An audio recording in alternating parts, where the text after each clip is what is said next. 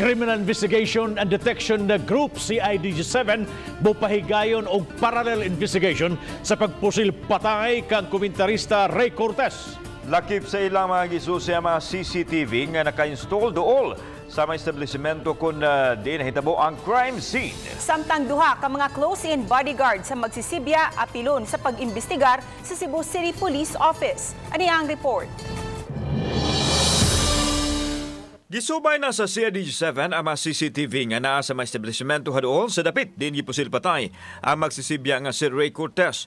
Sumahan ni Police Colonel Ireneo Dalugdog ang Regional Chief sa CIDG7 nga kabahin kini sa parallel investigation nga ilang ipahigayon nunot usab sa kamanduan gikan sa CIDG Central Office. Nakigalayon na usab ang mga investigador sa Mambaling Police Station nga nagunit sa kaso. Kahapon nag-umpisa na kami kasi mismo si Director ng CIDG, Police Major General Albert Iglesias Ferro, ay nagbibigay ng instruction na mag-conduct tayo ng parallel investigation about doon sa nangyari. Samtang napaubos na sa autopsy ang lawas ni Cortez ug nasuta nga nakaangkon kini og duha ka mga samad pinusilan. Wa pa mabutyag sa CCPO kung unsa nga armas ang gigamit.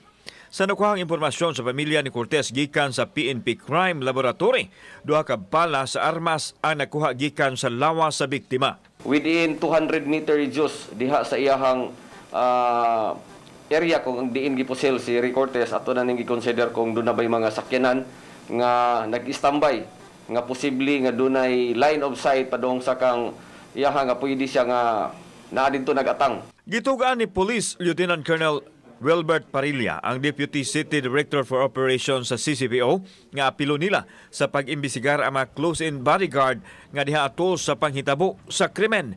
Hinoon imposible nga mapaubos sila sa paraffin test kay nilapas na sa oras apan mamahimong ipaubos sila sa lie detector test. In part of the investigation process, if ever ang ato ang mga investigador dunay makita ang inconsistencies sa ilahang mga tubag, nga posible nga mahimo natong rason pag request o lie detector, mas pwede na siya nato i-request base sa recommendation sa ato ang mga investigator niya. Giulagway sa kapulisan nga planado ang krimen nga posibleng naglambigit sa mga sakop sa gun for hire. Mipasalig ang kapulisan nga mahatagan og kasulbaran ang pagpatay sa magsisibya nga si Cortez. Kauban si John Solon, ako si Alan Domingo. Balitang Bisdak.